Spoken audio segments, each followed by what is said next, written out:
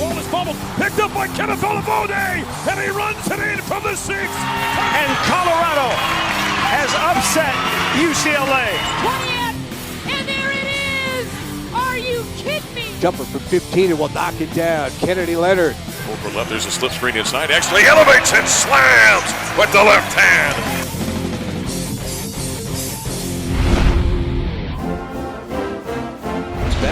To not just give him that. White put on the brakes, put on the gas, and is able to kiss it through. And the Cougars don't want him to get started.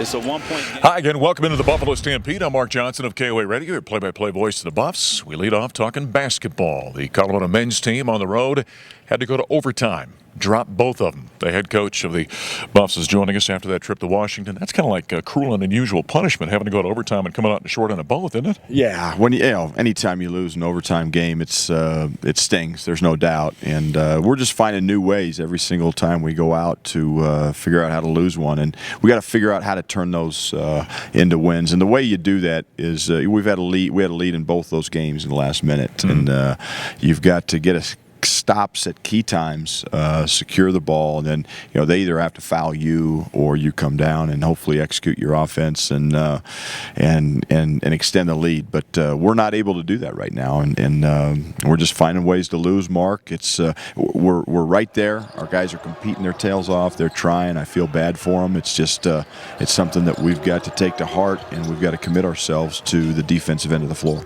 Ted, I think you're 7 years here at Colorado, and you've had teams that were very good in late game situations. I think back maybe to your first team was very good.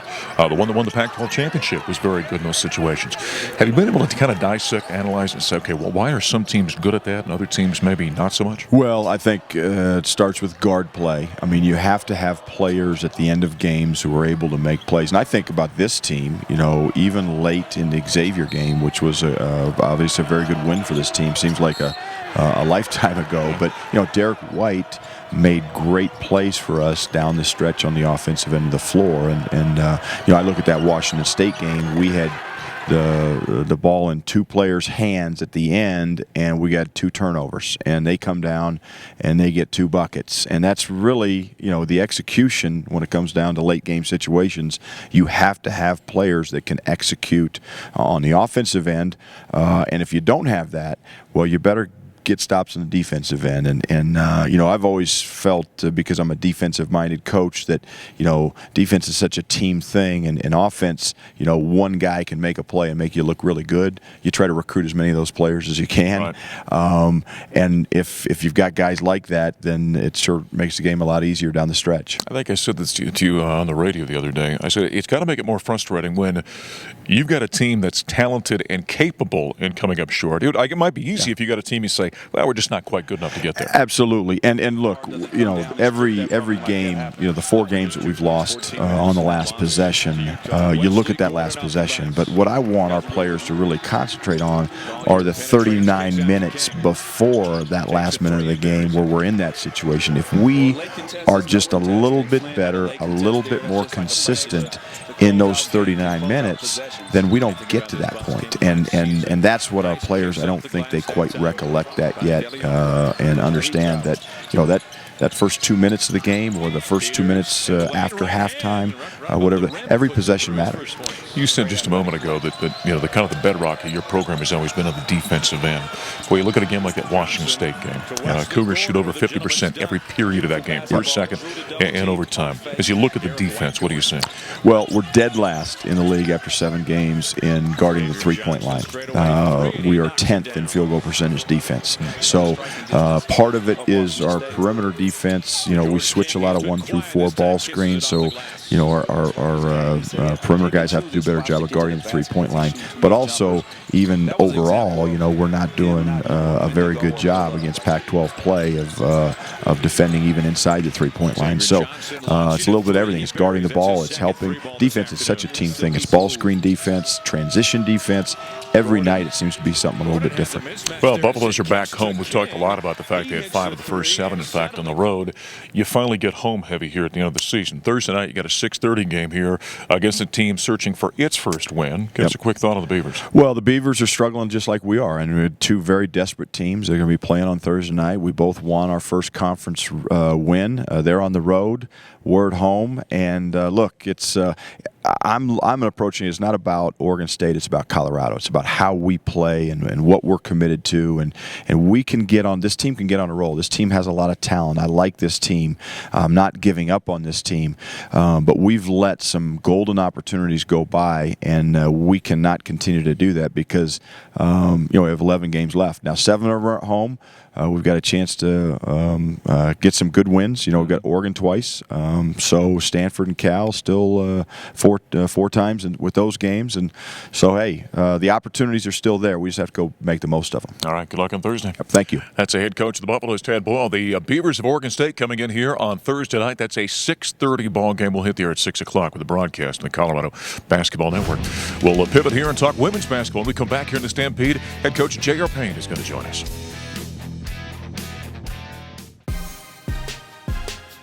Back in the Stampede, we're talking women's basketball now. The Colorado women were on the road this week against the Oregon schools, and they come back with a couple of losses. J.R. Payne's joining us. We just had Tad on a moment ago. Have you guys commiserated a little bit about how tough this league is right now? We haven't. Yeah, it's definitely a tough league, men and women. Tad and I have not commiserated, but I know he's thinking about me just as much as I'm thinking about him. When you get into a situation like that, do you guys at all chat with one another and lean on each other, maybe pick each other's brain and talk about it? I think in future times we will. I don't know. I know for us, we're still just figuring everything out, here at Colorado. Sure.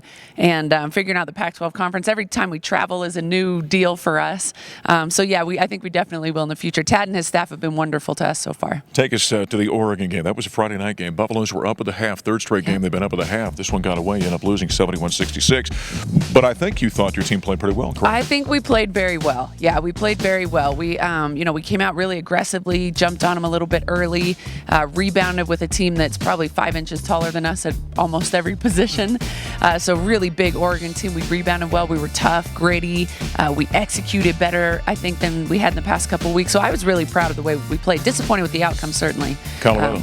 But proud of how we played the game. Sure. Colorado had 3 players in double digits in that ball game. Third quarter, that's where it kind of got away from you. What happened? Yeah, and the truth is that's sort of been our nemesis the last several games. We do well up until halftime, and then, I don't know, as a staff we're talking about it, as a team we're talking about it. We just have got to be more aggressive. I think maybe even if we purposely did some things that are aggressive, might help us in the third quarter, but the truth is, as we get down the stretch of these games, some of our opponents are deeper than us, and certainly bigger than us. And so that, I think, has an outcome or a part of the outcome as well. We were just talking with Tad about that kind of finishing ball games and the idea of players making plays down the stretch. Yeah. That is kind of an interesting psychological aspect of sports, isn't it? It is, and some players love the big moment. Some players live for that moment when they've got to step up and knock down shots. Some players don't.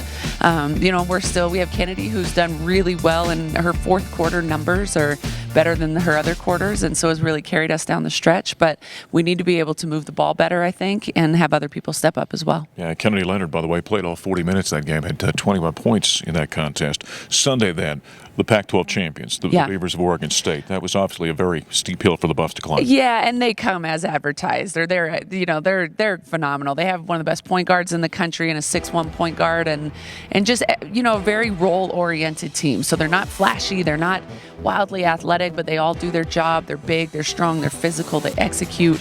And we hung with them. I thought we did really well for the first 17 minutes of the half. Kind of got away from us a little bit right before halftime, and then the beginning of the third quarter was tough too. Alexis Robinson gave you a strong game with 18 points. Lexi was fantastic. I was almost mad at her. She was doing so well. Like, where has this been? This is the Lexi we know. This is the Lexi we love. This is the Lexi we need. And so I complimented her after the game and said, we need that from you. You're capable of it, and we need it. So she was excellent. You did not get much from Kennedy Leonard, though, in the first half. I mean, that's not something we come to expect. It's not, and I wouldn't expect it to happen again. She's the kid that's already in the gym this morning working on her shot. It's a very good team, and I think good experience. We'll get a chance to play them again here in Coors in a few weeks, and I think we'll maybe be a little bit more ready for them. They're a very tough team to rebound against, aren't they? They are. They're the best rebounding team in the league. I don't know where they stat statistically in the country, but it's got to be top 10. They're big at every position, and they have some some post players that just are extremely persistent, and they crash every single possession. And we tried to keep them off the glass. They're just bigger and stronger than us. It was hard. Now, the Buffs now have that kind of odd Utah week in women's basketball because the tournament's a week earlier. They play Utah twice in a week where the men play in 1 week and then maybe 3 or 4 weeks later. That's kind of a unique situation for a team. It is, yeah. It's different, and it'll be interesting. We're excited to play them. They're our sort of rival, I guess. Mm-hmm. They're, we don't have a lot of prep time, so we play them Wednesday night, and then we'll have to turn around and play them again a couple days later. So it'll be interesting, one, how we play Wednesday, and then two, who can make, quick adjustments for Saturday. That Wednesday game is here at the Coors Event Center. Hey, next segment, we're going to talk with Mark Wetmore from the track team, and obviously they just had a meet in the IPF. Yeah. And you think of the IPF, that great new facility, as being a football track type of deal, but really the basketball teams utilize that, and you have as well. Oh, yeah, absolutely. That building, that facility is phenomenal. We've used it for conditioning. Our team loved that in the fall, but we used the track. Mark was really generous to let us come in even while his team was in there. We always take recruits through there. It's a great facility for all of us. Yeah, certainly certainly a bonus for the entire athletic department. Well, good luck twice against Utah this week. All right, thank you. All right, that's head basketball coach for the women's team, J.R. Payne. When we do come back, the aforementioned Mark Wetmore. Boy, he's had some success, and we'll talk to him as we continue here on the Stampede. Well, one, it's a great program. Coach McIntyre's done an excellent job. He's a fabulous coach. It's a place that's always been special to me and my family. So the combination of a great program, great coach, and being in Colorado at CU for us has just been a perfect fit. We feel like we've come home. This is a special place to us, and we feel really good that we're here. Here's a group of guys that have been fighting now for 4 years to get over the hump, have been close many times. Here's a head coach that's had success in turning programs at San Jose State, and to see them fight and compete and to be able to finish like they did was not only a great thing for them, but it was a great thing for all college football programs to see that. Our defense is going to be the same scheme. We ran a 3-4 at Kentucky, and that our players are going to play every play like it's their last play. The game of football is meant to be played with passion and emotion, and that's what we're going to emphasize with our players. That's new CU football defensive coordinator DJ Ellett. Mark Johnson back here at the IPF. Been talking about what a great facility this is, obviously, and here just over a week ago had the first indoor track meet of 2017 in the brand new facility. Track coach Mark Wetmore joining us. How was that event, and how did the new building perform under those circumstances? Good questions, two different questions. The facility and the facility management personnel were excellent. We ran the meet without any mistakes, any delays. Our opponents were happy with their early season performances. From a management point of view and a facility point of view, it was everything we hoped for. Coach, you've done such a great job recruiting athletes here, even when this wasn't here. How much does a facility like this help you and your programs? Well, that's what we would hope. Honestly, recruiting national caliber technical event athletes, sprinters, jumpers, multi-event people, decathletes, and so forth, into 1936 Balch Gym was a real challenge. I definitely think it'll swing in our favor now with this new facility, bringing recruits and showing them here, showing them the locker rooms, everything else that's brand new here. It'll take a couple of years, of course, as it would in any sport, but now we have our foot in the door with those athletes. That's one thing I don't think maybe the average fan understands is there were a lot of teams, including Mark's teams, that didn't have specific locker rooms for a long time, and the Champion Center's kind of changed that for all of you. No, the male distance runners changed in a closed-off stairwell in the bottom of Carlson Gym. Most people chose to just change at home and drive in or change in the dorm. So things are very different. Rick George pulled off a miracle here with what he's done. We went, honestly, from among the worst facilities I knew of in Division I to now among the very best. Boy, fantastic. Well, we'll take us back to the meet in terms of what went on the track with your athletes. Would it be safe to say for this early in the season you saw some pretty good performances? That's the best way to look at it. January 14th is very early. School hadn't even resumed. The majority of the athletes had only been back on campus 4 or 5 days. However dedicated they are over the holiday break, nevertheless, it's the holiday break. We can't be with them. They're gone a month. So within that context, we had some pretty good jumps. We had some good short sprints. This facility will attract people from all over the country to run the 200, the 400, the 4x4. I think it's a good place to jump. We have a couple of things we have to fix with the approaches coming off the AstroTurf and so forth. But when we get our momentum going in this facility, people are going to come from all over the place. Coach, as you look at the track team here in 2017, can you tell where there might be a strength on this team moving forward? Well, you've hit a nerve because we have a lot of work to do between now and the important meets in April and May, say the Outdoor Conference Championship. The distances will be good again, but we have a lot of work to do still. So looking for points anywhere we can find them. We have some interesting new athletes. How they adjust to college life and college training is yet to be seen. Well, the track team, by the way, has another event coming up here in early February as well at the IPF. Coach, good luck this season. Thanks. All right, that is track coach Mark Wetmore joining us here on the Stampede. When we come back, we're going to talk some soccer. Kareem Durkawi is doing some very interesting things from a training standpoint with the soccer team. We'll tell you about that next. Busy weekend for the Buffs, and you can follow all of it by checking out the media schedule at cubuffs.com. The women's basketball team returns home Wednesday night at 7 p.m. to take on the Utes of Utah. That game is live on the Pac-12 Network. Thursday night, the men are back home to take on the Oregon State Beavers. That game is at 6:30 and will be broadcast on Fox Sports 1 and the Colorado Basketball Network. Both teams are in action Saturday. The women play the second half of their home-and-home with Utah, traveling to Salt Lake City for a 12:30 game that'll be live on the Pac-12 Mountain. And finally, the men are at the Coors Event Center to take on the number 11 Oregon Ducks at 7:30 p.m.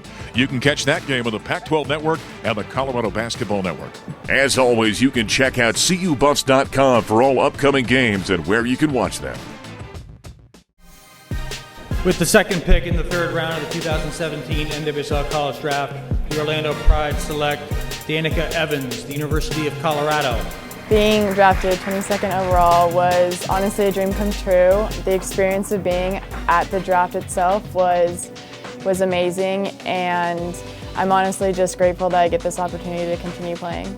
The fan base there is great, and they've been getting a lot of fans. Their first game, they got over 23,000, which is awesome, and I think it just shows how much women's soccer is growing in the U.S.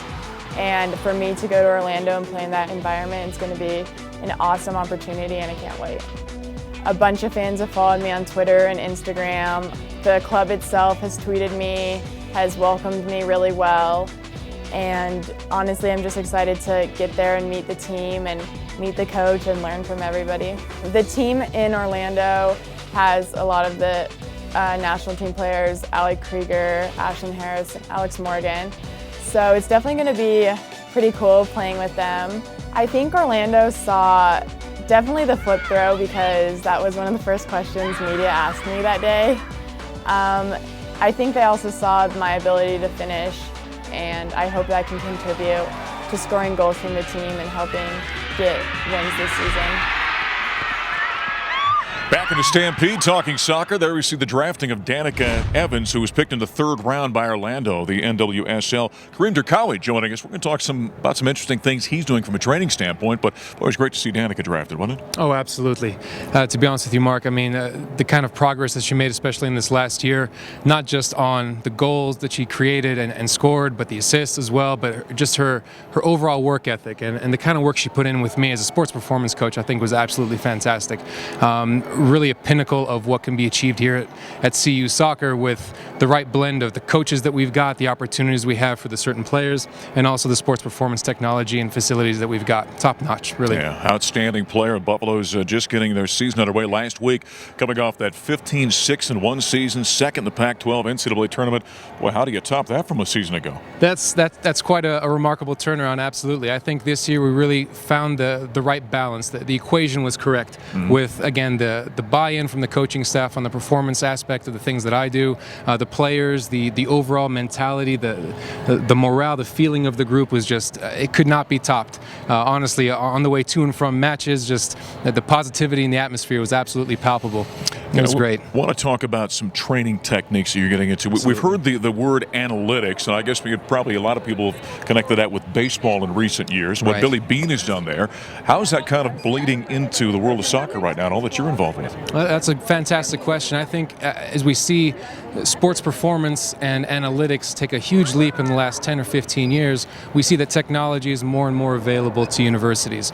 We see that the level of sports performance and the expectation, if you will, of program design has taken a huge jump as well with that, because now we have the ability to collect data, we have the ability to analyze it on an individual basis daily, as well as over the course of the 4 years a player may be with us. But then also we're able to answer the question of why is it that we're doing the things that we do. Instead of just having a cookie cutter approach for absolutely every player, we are now able to kind of fine tune and really get into the nuts and bolts, if you will, of what would make certain players improve in certain areas. So instead of just saying, right, we're just going to run as a group and that's what we're going to do today. No, some players need certain areas of attention because we have different players in different positions and we have different kinds of information that we collect throughout the course of the season. So then it's about fine-tuning and getting that really individualized approach on a top level. Yeah, I think back to the prehistoric days when I was an athlete. You know, you lifted some weights, you ran, that was conditioning.